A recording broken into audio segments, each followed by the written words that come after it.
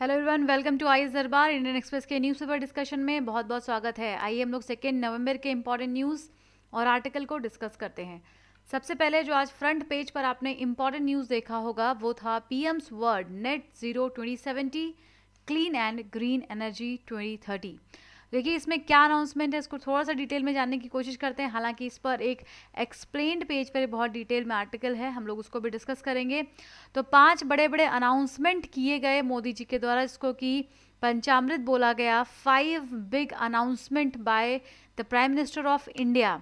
तो क्या क्या कमिटमेंट्स हैं, देखिए आपको बता दें कि जो टारगेट हमारा पहले था, हम लोगों ने पहले भी बड़े बड़े टारगेट सेट किए हुए हैं, बस उन टारगेट को थोड़ा सा और बढ़ा दिया गया है। यानी कि जो हमें अचीवमेंट्स होंगे अब वो ज़्यादा बड़े लेवल पर अचीवमेंट करना होगा। तो क्या क्या अभी कमिटमेंट किया गया है नरेंद्र मोदी जी के द्वारा, उसको हम लोग देख लेते हैं। जो ऑनगोइंग मीटिंग चल रही है ग्लासगो में, वहाँ पर क्या क्या कहा है मोदी जी ने। सबसे पहले तो इंडिया का टारगेट जो इंस्टॉल्ड रीन्यूएबल एनर्जी कैपेसिटी को बढ़ाने का था 2030 में, उसको इन्हांस करके 450 गीगावाट से 500 गीगावाट तक कर दिया गया है, जो कि इंस्टॉल्ड रीन्यूएबल एनर्जी होगा। Okay, at the same time share of non fossil fuels energy in India total energy mix is now aimed to reach 50% by 2030। पहले ये टारगेट 40% का था।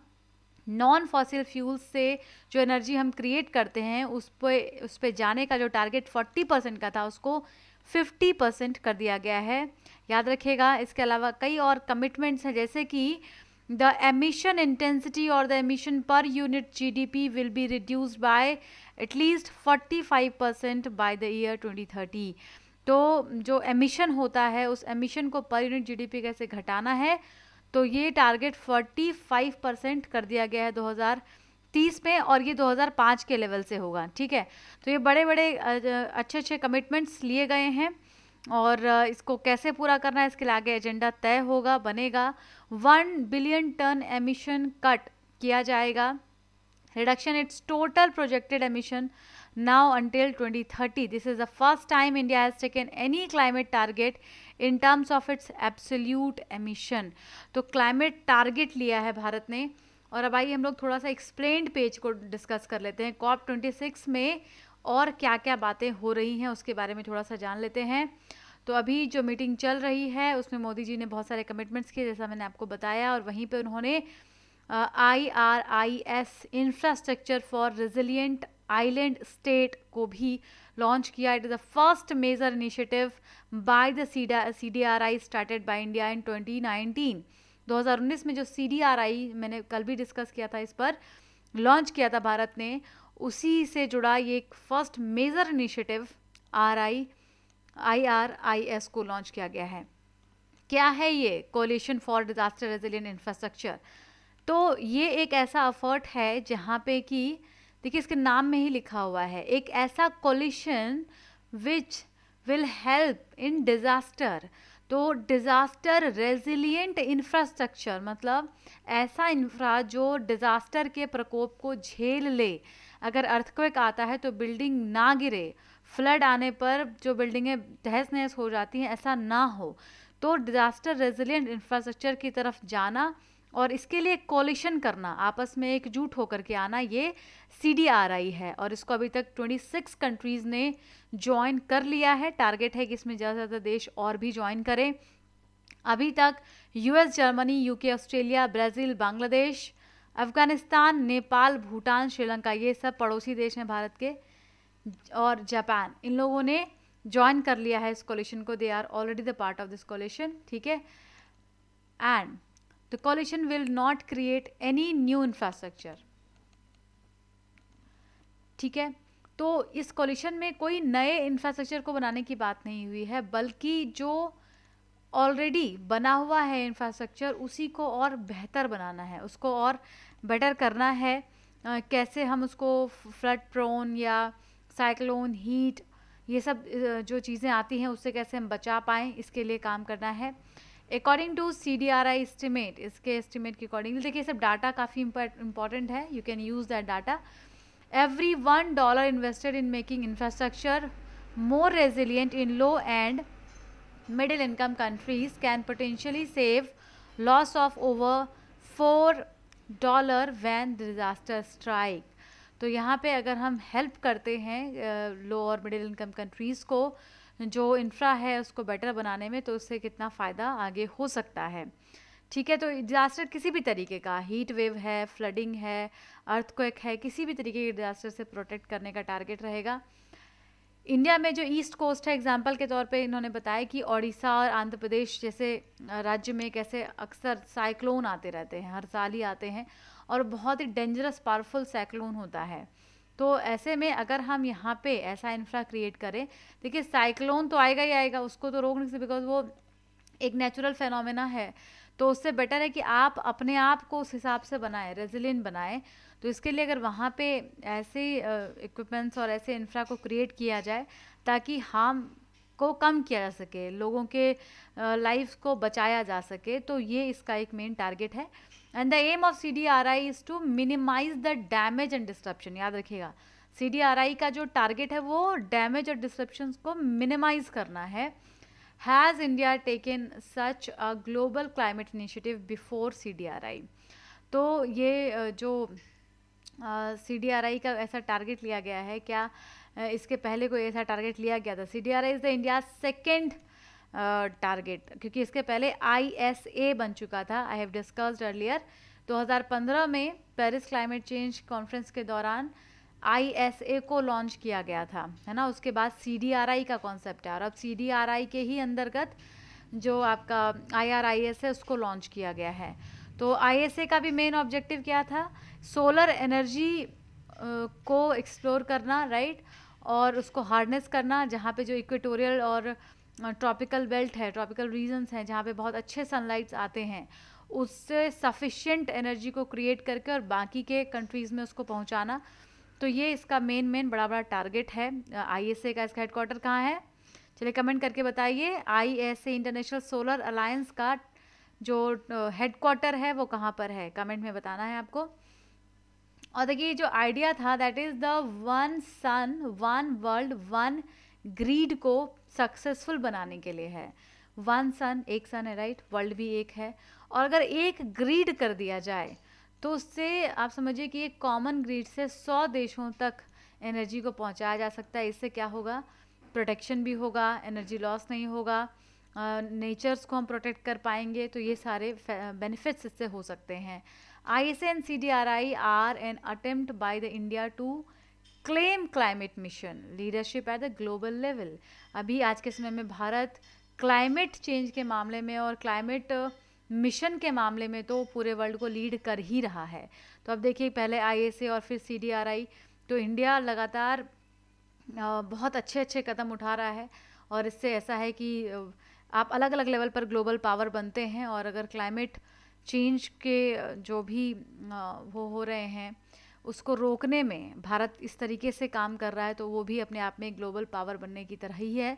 कि अगर आप सबको एकजुट कर पाते हैं इन जो भी नेचुरल डिजास्टर्स हैं इनके प्रकोप को रोकने के लिए, तो वो भी अपने आप में बड़ी बात होती है, राइट.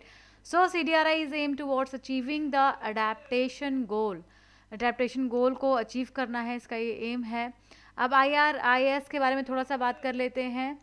जो वन सन वन वर्ल्ड और वन ग्रिड की हम बात कर रहे थे. It is specific work programme to realise the objective of ISA. It seeks to operationalise the CDRI initiative. IRIS को जो बनाया गया उससे ये है कि जो CDRI का इनिशिएटिव है उसको ऑपरेशनलाइज किया जा सके, लॉन्च किया जा सके और स्मॉल आइलैंड्स जो भी वल्नरेबल हैं, उन जो क्लाइमेट चेंज का इम्पैक्ट उनके ऊपर आता है उनको कम किया जाए और प्रोटेक्ट किया जाए. ठीक है. सो CDRI के हिसाब से जो स्मॉल आइलैंड स्टेट हैं they have lost 9% of their GDP in single disaster. सोचिए कि कुछ सालों में वो एक डिजास्टर में 9% ऑफ GDP अपना लॉस कर देते हैं. ये एक डाटा आया है और इसीलिए बहुत ज़रूरी है कि इनको प्रोटेक्ट किया जाए और बहुत जल्दी. अगला आर्टिकल स्टेबल एंड स्टडी. ये इकोनॉमी का आर्टिकल है. GS पेपर 3 में इसको रखेंगे. यहाँ पे इन्होंने इकोनॉमिक एंगल से बात करी और खास करके जो सेंट्रल बैंक है उसके आसपास इन्होंने डिस्कस किया है पूरा आर्टिकल को. तो इनका कहना है कि जो करंट इकोनॉमिक साइकिल है इट इज़ रेयर वन. ठीक है. क्योंकि ऑब्वियसली इकोनॉमिक क्राइसिस कई सालों से है और कोविड के पहले भी था, कोविड ने उसको और ज़्यादा वर्स्ट बना दिया है। तो जितने भी सेंट्रल बैंक्स हैं अराउंड द वर्ल्ड, आरबीआई है, यूएस का फेडरल बैंक है, यूरोपियन सेंट्रल बैंक है, तो जितने भी ये सेंट्रल बैंक्स हैं वो सब एक ही सिग्नल दे रहे हैं। और वो सिग्नल किस तरीके का है कि उनका मानना है कि process of normalisation from the unprecedented loss monetary policy stimulus post the onset of the pandemic in early 2020। तो लगातार सिग्नल आते जा रहे हैं सेंट्रल बैंक्स के द्वारा। सर्वे और डाटा क्या बता रहा है, वो ये सिग्नल कर रहा है कि जो रिकवरी है दैट इज़ डीएक्सेलरेटिंग, नीचे की तरफ जा रहा है बहुत सारे देशों में, यानी आगे इकोनॉमी नहीं बढ़ रही है, डीएक्सेलरेट हो रही है। एंड इंडिया में भी मॉनेटरी पॉलिसी कमेटी के नए नए रेपो रेट्स वगैरह, पॉलिसी रेट्स वगैरह आ ही रहे हैं और बार बार इकोनॉमिक एनवायरनमेंट की तरफ इशारा कर रहे हैं कि बहुत सोचने की आवश्यकता है। आरबीआई गवर्नर ने भी नोट किया था that the external environment which had been supportive of aggregate demand over the past few months may lose momentum for the variety of the reasons। तो फाइनेंशियल मार्केट वोलेटिलिटी भी बहुत ज़्यादा है, तो उसमें कैसे नॉर्मलाइज किया जाए सिचुएशन को। China and it's policy and economy, China की अगर बात करें तो अभी तक वहाँ पे भी काफ़ी रिस्क देखा जा रहा है for sustained global recovery. GDP growth in the July-September quarter printed 4.9%, जो कि पिछले साल के क्वार्टर से काफ़ी कम है। पहले 7.9 था और अब 4.9 है। एक्सपेक्टेड टू बी अराउंड 3.5, मतलब लगातार नीचे जा रही है इकॉनमी और उसके और नीचे जाने की संभावनाएं जो हैं वो बढ़ रही है।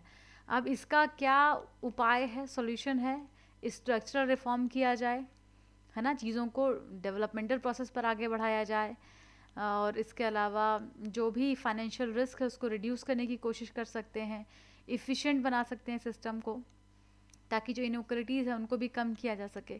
तो ये सारे ऑप्शंस हैं, इसको लिया जा सकता है। Inflation in almost all major economies continues to remain high. अब इन्फ्लेशन लगातार हाई है, इन्फ्लेशन क्या, मुद्रास्फीति या महंगाई एक तरह से आप समझ सकते हैं, तो वो लगातार हाई बताया जा रहा है किसी भी सर्वे में, ठीक है। क्रूड ऑयल प्राइसेस भी बहुत बढ़ गए हैं, जैसा आपको मालूम है, नेचुरल गैस, मेटल, मिनरल, कुछ फूड आइटम्स, इन सब के दाम लगातार बढ़ते जा रहे हैं, इफ़ यू नो। अब स्टैगफ्लेशन की कंडीशन तो कहीं नहीं है, ऐसा अंदाज़ा लगाया जा रहा है। क्या जो इंडिया की ग्रोथ रिकवरी है, क्या वो स्टैगफ्लेशन की तरफ जा रही है? एक्चुअली आप देखिए, अभी आप ध्यान से देखिए तो गैस के दाम बढ़ रहे हैं, पेट्रोल के दाम बढ़ रहे हैं, इन्फ्लेशन बढ़ रहा है, मतलब महंगाई बढ़ रही है, लेकिन क्या ग्रोथ हो रहा है? क्या नहीं, ग्रोथ स्टैग्नेंट है, मतलब बहुत सारे लोगों के पास जॉब नहीं है। तो आप देखिए बेरोज़गारी का बढ़ना और साथ साथ में महंगाई का बढ़ना, ये जो सिचुएशन है ये स्टैगफ्लेशन की कंडीशन में चला जाता है और stagflation is very bad for economy. आप देख रहे हैं कि आपकी सैलरी तो नहीं बढ़ रही है लेकिन चीज़ों के दाम उतने ही बढ़ रहे हैं, तो ग्रोथ नहीं हो रहा है बट इन्फ्लेशन बढ़ रहा है, तो ऐसी कंडीशन को ग्रोथ नहीं बोल सकते। ऐसे सिस्टम, ऐसी इकोनॉमी जो है वो बहुत अच्छी नहीं मानी जा सकती है, इसको स्टैगफ्लेशन बोला जाता है। और ये एक अनुमान है कि क्या ऐसा तो नहीं कि भारत में भी स्टैगफ्लेशन की कंडीशन अराइज हो गई हो। So India's growth inflation dynamics are also becoming favourable but are still subject to multiple risk. Favourable भी है एक तरफ, कुछ इकोनॉमिक एक्टिविटीज़ जो है वो रिकवर कर रही हैं, स्टार्ट हो गई हैं, सप्लाई कंस्ट्रेंट जो है वो अभी भी है, तो कुछ रिस्क के साथ साथ जो आपका दूसरा रिकवरी है वो भी है, तो उन रिस्क को कम करने की ज़रूरत है।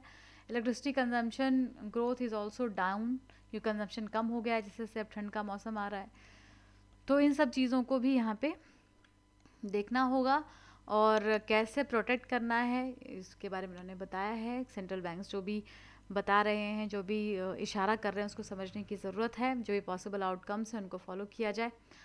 तो आज के लिए इतना ही करते हैं। Thank you so much and happy Dhanteras to all of you. तुम्हारा डिस्कशन तो चलता ही रहेगा, तो आज के लिए इतना ही। Thanks a lot, keep studying.